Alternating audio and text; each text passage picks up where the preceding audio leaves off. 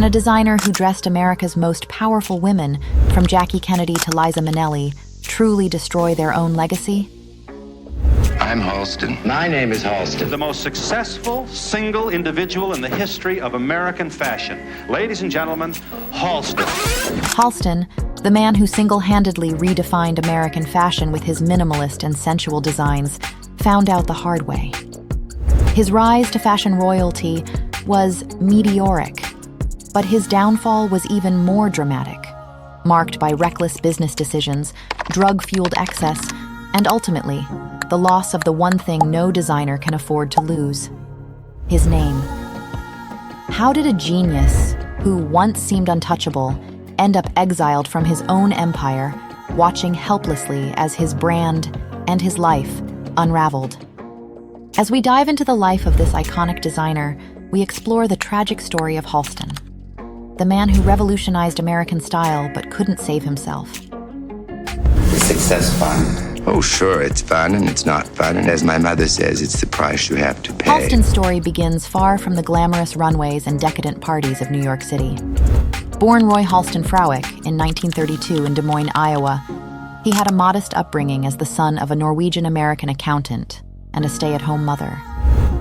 His path to fashion began early, sparked by an unusual childhood hobby: sewing. Very strange, but very true. I always wanted to be in the fashion business from the time I was about 4 or 5 years old. I was always fascinated with it. Encouraged by his grandmother, young Halston began making hats and altering clothes for his mother and sister, unknowingly laying the foundation for what would become an iconic career.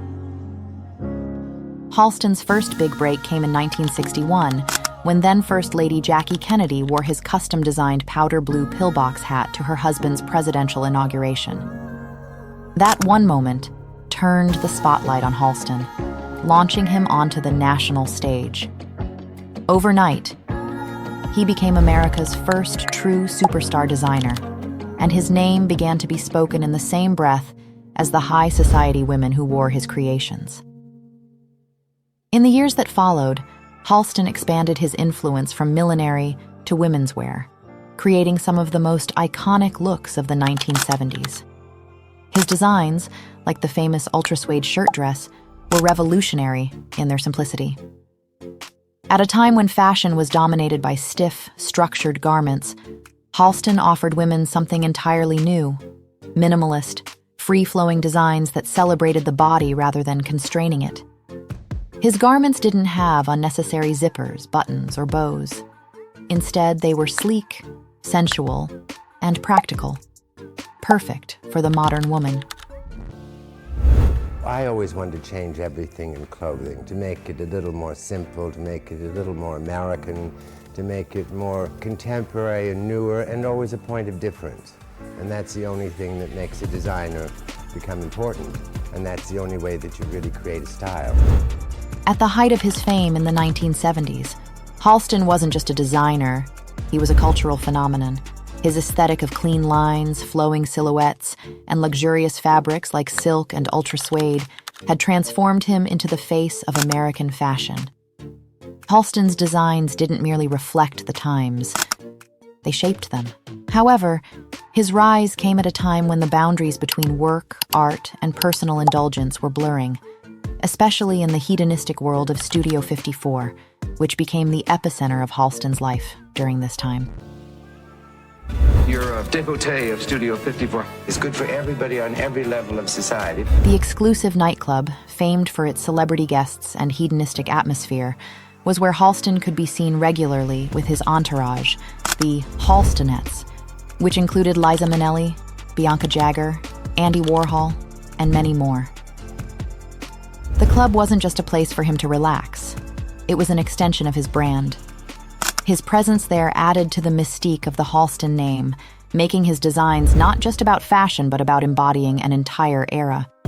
At Studio 54, Halston's models would flaunt his iconic creations, including the halter dress, a backless, flowing gown that became synonymous with disco culture.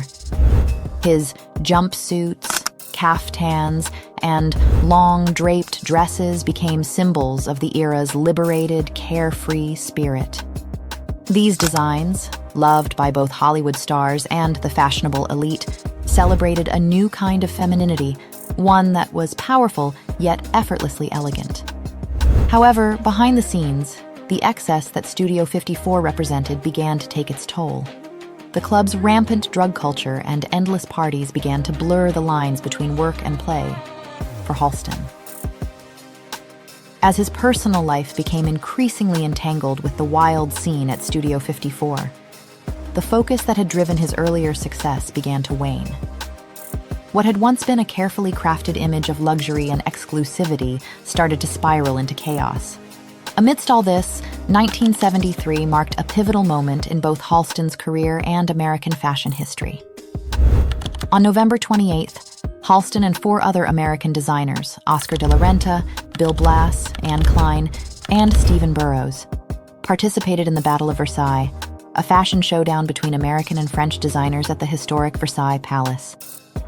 The event was initially intended to raise funds for the restoration of Versailles, but ended up being much more, a declaration of America's arrival on the global fashion stage.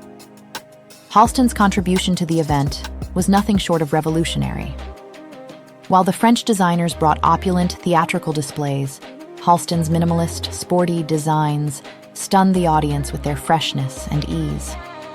More notably, he brought an unprecedented level of diversity to the runway by enlisting black models like Pat Cleveland and Alva Chin, a move that signaled a radical shift in the fashion industry.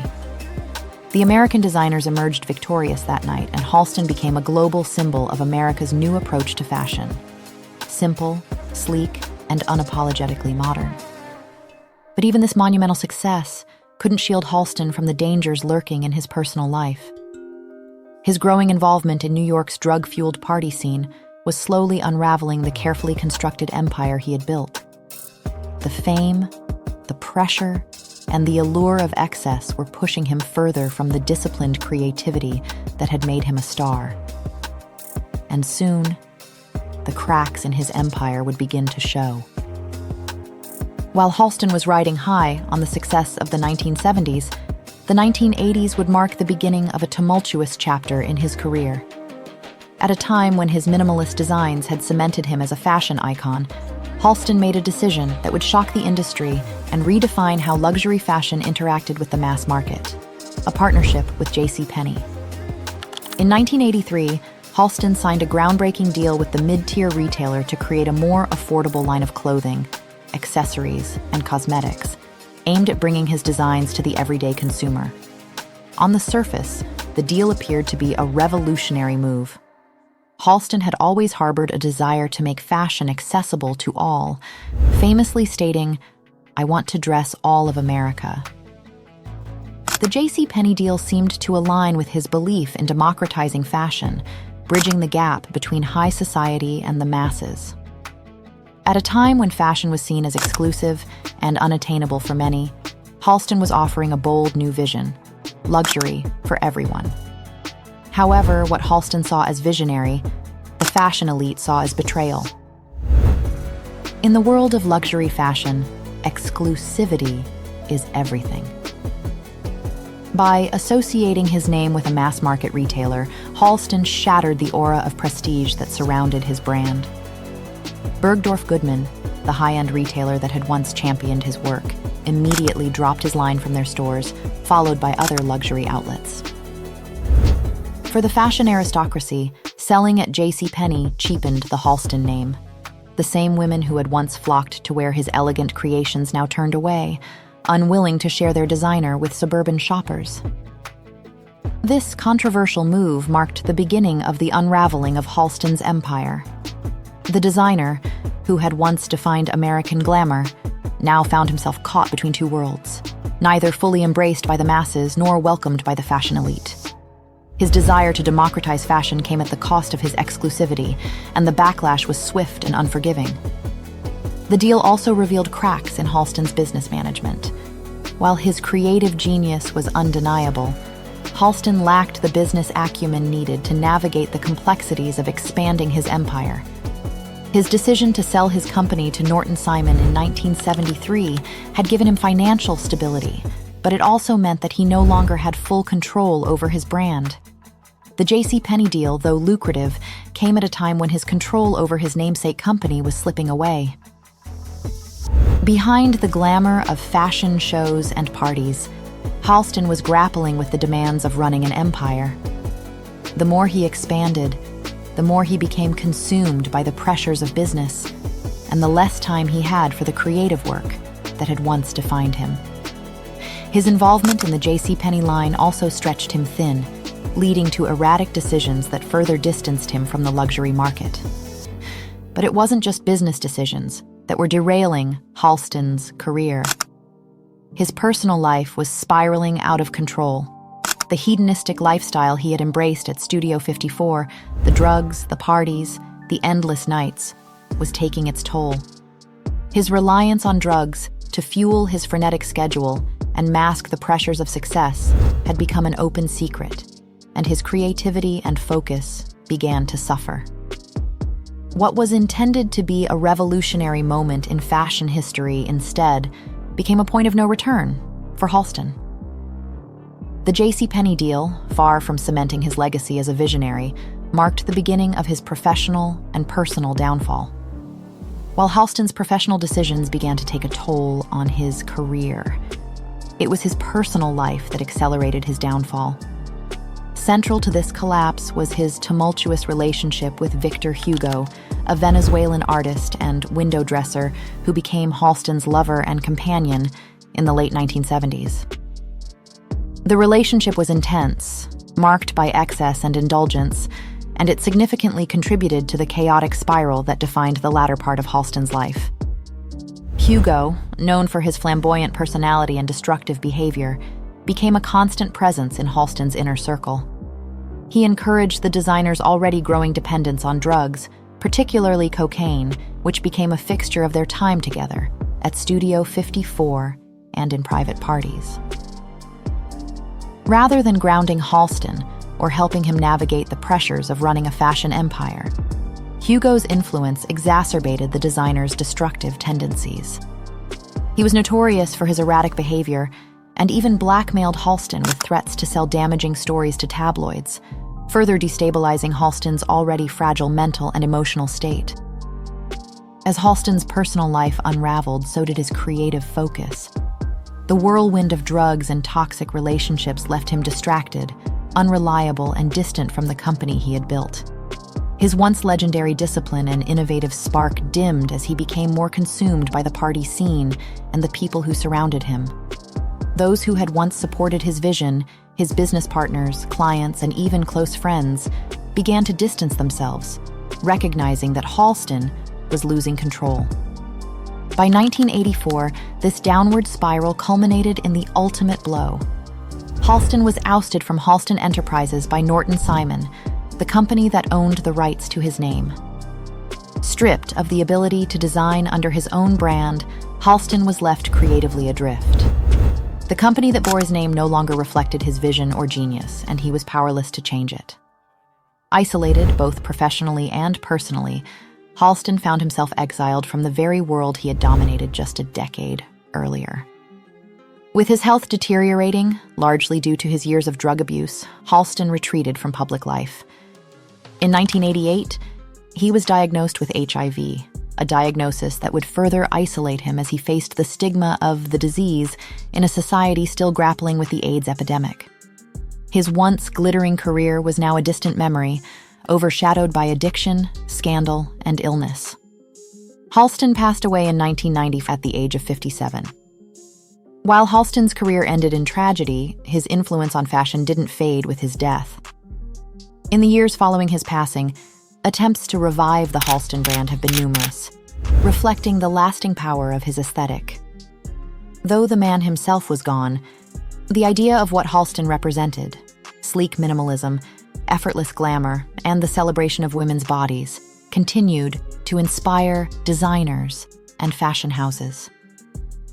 In the 2000s, the Halston name was resurrected by a number of notable figures in the fashion industry, including designers like Marco Zanini and Mario Schwab, who sought to capture the original essence of Halston's work. More recently, creative director Ken Downing has been guiding the brand's evolution, blending Halston's signature draped silhouettes with contemporary trends, showing that Halston's core design philosophy, clean, sensual lines, remains relevant decades later. As of 2024, the Halston brand continues to maintain its presence in the fashion industry. Now under G3 Apparel Group, the brand has expanded its accessibility across a range of categories while maintaining the signature elegance Halston was known for. The brand also made moves into modern platforms, becoming one of the first retailers to embrace social commerce through new marketplaces like Orm, designed for interactive shopping experiences much like TikTok, but with direct purchasing. This demonstrates that Halston's legacy still resonates in today's fashion landscape, adapting to new consumer behaviors while keeping its heritage intact. In popular culture, the fascination with Halston's life continues to grow. The 2021 Netflix series Halston, starring Ewan McGregor, reignited interest in his story, offering a new generation a glimpse into both his genius and his downfall. The show led to a fresh appreciation for Halston's innovative work, but also serves as a reminder of the personal costs that came with his immense success. Today, Halston is often seen as a cautionary figure, a designer who had it all but lost everything to the destructive pulls of fame and excess. In the end, the excesses that defined both Halston's life and career were what brought him down. His desire to be everywhere, to dress everyone, and to live without limits cost him his empire, his name, and ultimately, his life. But what remains is a legacy that transcends the man, a legacy of innovation, inclusivity, and timeless beauty that continues to shape the world of fashion today. What are your thoughts on Halston? Let us know in the comments. Thank you for watching. Till next time.